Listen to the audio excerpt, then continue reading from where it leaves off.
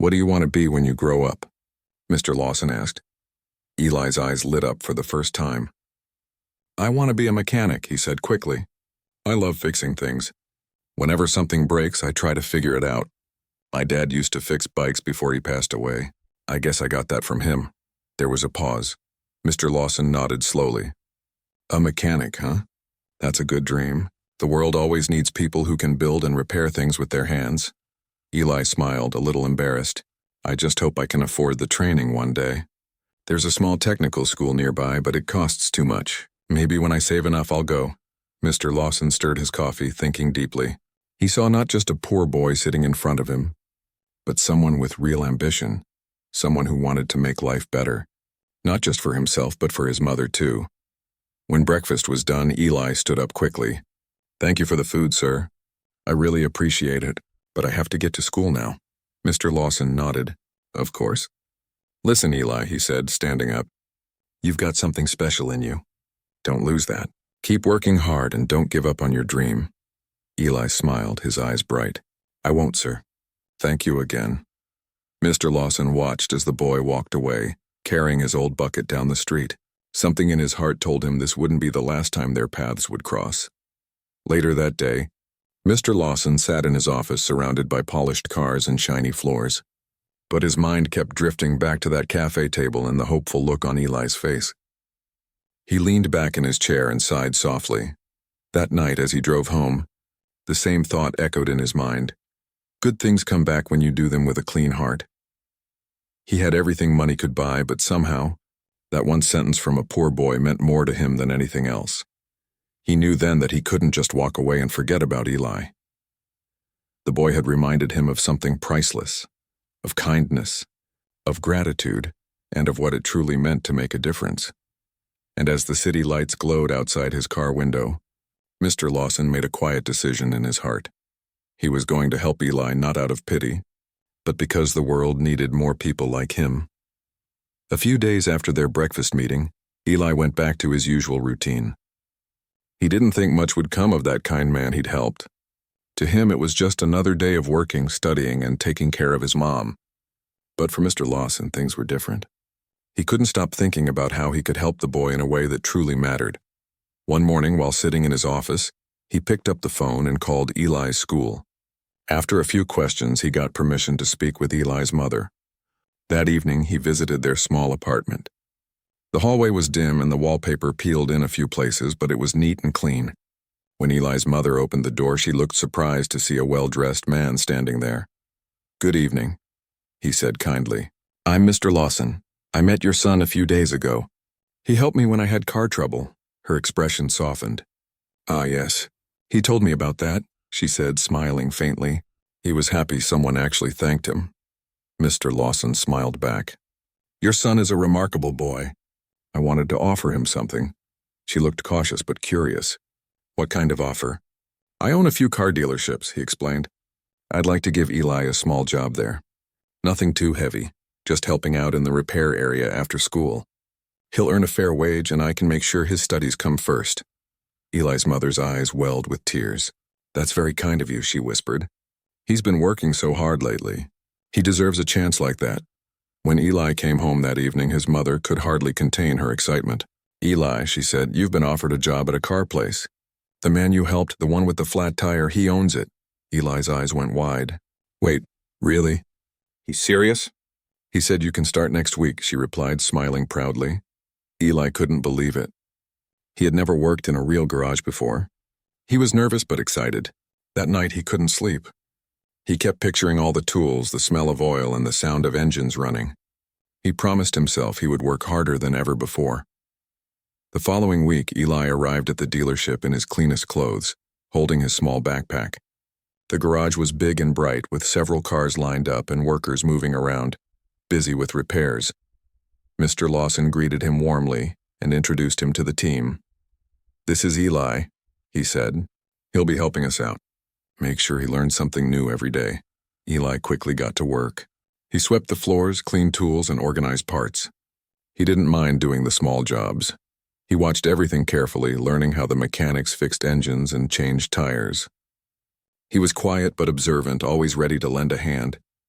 Days turned into weeks, and everyone at the shop began to notice him. He never came late, never complained, and never stopped trying. Even when things got tough, he pushed through with a smile. One evening, just before closing, something unusual happened. Mr. Lawson called Eli into the garage office. "Eli," he said calmly, "I need you to check the cars in the lot before you go home. Make sure all the windows are closed and the keys are put back in the right places." Eli nodded. "Sure thing, sir." He walked outside and started checking one car after another. When he opened the door of a silver sedan, he noticed something strange: a wallet sitting on the passenger seat. It looked expensive, made of leather and stuffed with cash. For a second, he froze. He looked around. No one was there. The shop was quiet. The thought crossed his mind: he could take a little, just a few dollars, and no one would know. But almost instantly, another thought came. His mother's voice echoed in his head. "Always do what's right, even when no one is watching." Eli took a deep breath, picked up the wallet carefully, and carried it straight to Mr. Lawson's office. But Mr. Lawson wasn't there. He had already gone home. So Eli locked the wallet safely in a drawer, left a note explaining where he found it, and then turned off the lights before heading home. The next morning, Mr. Lawson arrived early. He went straight to the silver sedan, opened the door, and checked the seat. The wallet was gone, but when he entered his office, he found it sitting neatly on the desk along with Eli's note. He smiled quietly to himself. It was exactly what he had hoped to see. A few hours later, when Eli came in, Mr. Lawson called him over. "Good morning, Eli. Did you find something yesterday?" "Yes, sir," Eli said. "There was a wallet in one of the cars. I didn't know whose it was, so I kept it safe in your office." Mr. Lawson leaned back in his chair. "That was my wallet," he said slowly. "You passed the test." Eli looked confused. "Test?" Mr. Lawson nodded. "I left it there on purpose. I wanted to see what kind of person you really are. And now I know you're honest even when you don't have much. That's rare, Eli, very rare." Eli stood there speechless. "You were testing me?" he asked, almost embarrassed. Mr. Lawson smiled kindly. "I was, and you did better than I expected." For a moment, neither of them said anything. Then Mr. Lawson continued, "You remind me of someone I once knew, a young man who started out with nothing but worked his way up with honesty and hard work. That man built everything I have today. That man was me." Eli's eyes widened. "You?" "Yes," Mr. Lawson said softly. "I came from a small town just like you. I know what it's like to struggle, to feel like the world doesn't notice your efforts. But I learned something important. The world always finds a way to reward good hearts." Eli didn't know what to say. He just smiled, feeling something warm in his chest. "Thank you, sir," he whispered. "I just did what I thought was right." "I know," Mr. Lawson said. "And that's what makes you special." From that day on, their bond grew stronger. Mr. Lawson began teaching Eli about car engines, customer service, and how a business really worked. He gave him small challenges, not just to test his skills, but to prepare him for something bigger. Eli, on the other hand, worked harder than ever. Every night he went home tired but proud. His mother noticed the change in him. He seemed more confident, more hopeful. She didn't know all the details, but she could see her son was on the path to something good. And though Eli didn't realize it yet, Mr. Lawson had already decided that his story with this boy was far from over. The man who once got stuck on the roadside was now quietly planning something that would change Eli's life forever. Weeks passed, and Eli's days at the dealership started to feel like a dream he never wanted to end. Every morning he showed up early, ready to learn something new. The workers had grown fond of him, often joking that he worked harder than the adults. Mr. Lawson would watch from his office window, quietly proud of the boy who had reminded him what honesty and heart really meant. One afternoon, when the sun hung low and the air smelled faintly of motor oil, Mr. Lawson asked Eli to stay a little longer after closing. Eli wiped his hands on a cloth and walked into the office, unsure if he had done something wrong. "Sit down, Eli," Mr. Lawson said gently. Eli sat, fidgeting slightly. "Is everything okay, sir?" Mr. Lawson smiled. "Everything's more than okay. I've been watching you for weeks now. You've worked hard, stayed honest, and learned faster than anyone I've met at your age." Eli's face turned a little red. "Thank you, sir. I just try to do my best." "I know you do," Mr. Lawson said, leaning back in his chair. "And I think it's time I did something for you." Eli looked confused. "For me?" Yes, Mr. Lawson nodded. I spoke with your mother yesterday.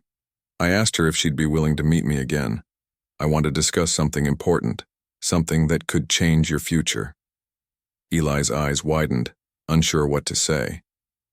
You talked to my mom? Mr. Lawson smiled. I did.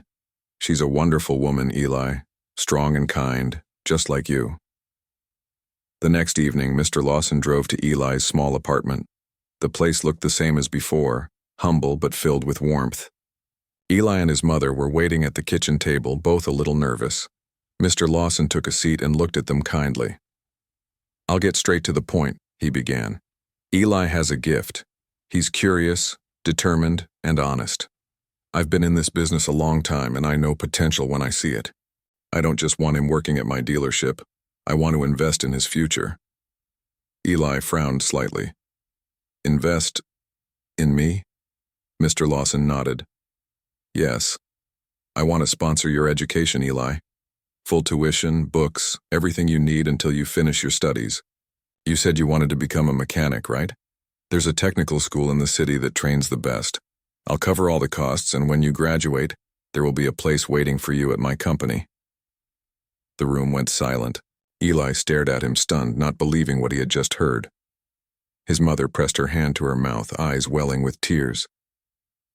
Sir, that's too much, she said softly. We can't accept something so big. Mr. Lawson smiled gently. It's not too much, it's the least I can do. Your son reminded me what true kindness looks like. He helped me when no one else would. This isn't charity. It's a way to pass that kindness forward. Eli felt a lump in his throat. Sir, I don't know how to thank you, he whispered. You already have, Mr. Lawson said. Just promise me one thing. Never stop being the person you are now. Honest, humble, and hardworking.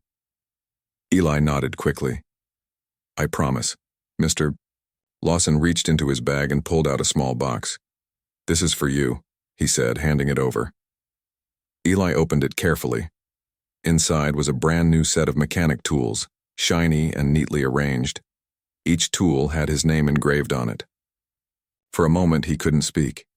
He just stared at the set, his eyes filling with tears. Those tools, Mr. Lawson said softly, are yours. They're not just tools for fixing cars. They're for building your future.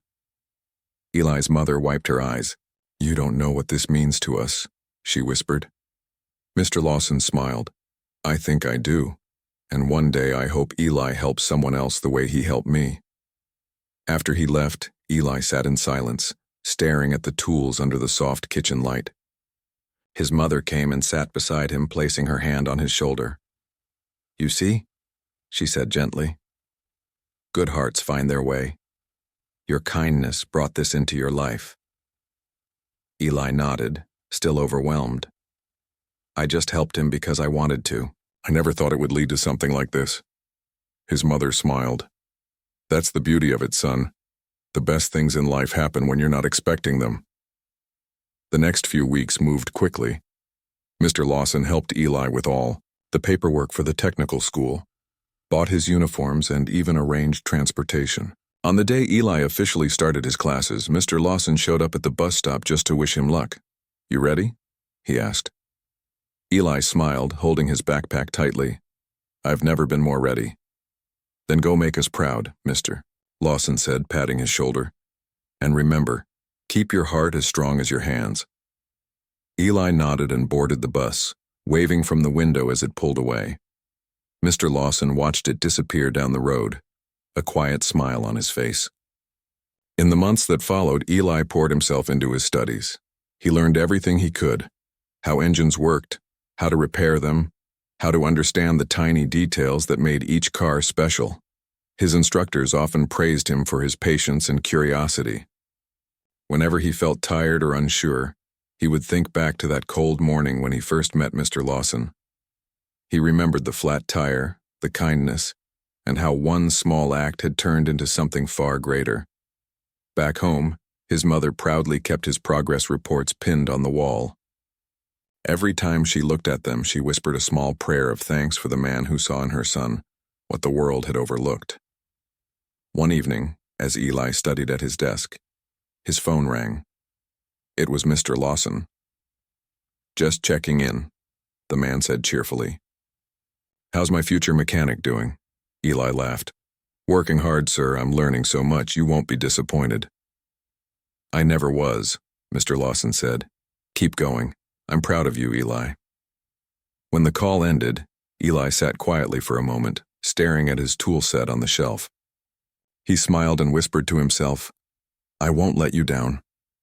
That night, as the stars glimmered outside his window, Eli finally understood what his mother meant when she said kindness comes back around. He had helped a stranger on the road that day without expecting anything. But now, that single moment had turned into a new life, a life filled with purpose, hope, and gratitude. He closed his eyes, knowing deep inside that this was just the beginning of something even greater waiting ahead. Years passed like the wind, quietly but surely changing everything around Eli. The boy who once helped fix a stranger's flat tire had grown into a confident young man. He had finished his technical training with top marks, earning the respect of his teachers and fellow students. The day he graduated, he held his certificate tightly in his hands and smiled, remembering every hardship, every late night, and every word of encouragement from his mother and Mr. Lawson.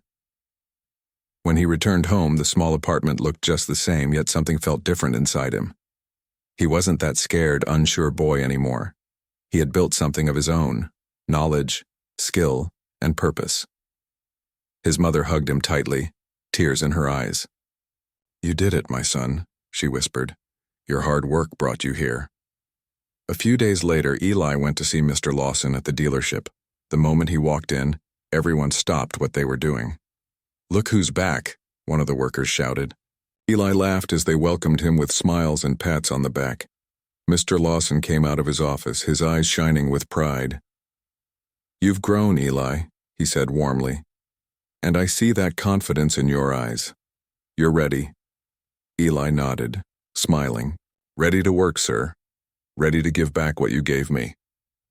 Mr. Lawson led him to a new section of the shop, a place filled with advanced tools and shiny cars waiting to be repaired. "This area," he said, "is yours. You'll be the lead mechanic here. I've been saving it for you." Eli froze for a second, unable to speak. "Mine?" he asked in disbelief. "Yes," Mr. Lawson replied. "You earned it. You started with kindness and ended with hard work. That's the kind of person I want running this place." Eli's hands trembled slightly as he shook the man's hand. It was a moment he would never forget. The days that followed were some of the happiest of his life. He worked with passion, teaching others what he knew, helping customers who came in worried and left smiling. His reputation grew quickly. People started asking for him by name, trusting his honesty and skill. But no matter how busy he became, Eli never forgot where he came from. Every Sunday, he and his mother would cook together in their small kitchen, laughing and sharing stories. And whenever he saw someone struggling on the street, he stopped to help, just like he had done years ago. One evening, while closing up the shop, Eli noticed a boy standing outside, staring through the glass. The boy looked around 12 with worn-out shoes and tired eyes. Eli walked outside and smiled gently. "Hey there," he said. "You okay?" The boy hesitated. "I was just looking," he said softly. "I like cars," Eli nodded. "You like cars, huh? You ever fixed one before?" The boy shook his head. "No, sir. But I'd like to learn." Eli saw a familiar spark in his eyes, the same one he had when he was young. He smiled and opened the door wider. "Come in," he said. "I'll show you something."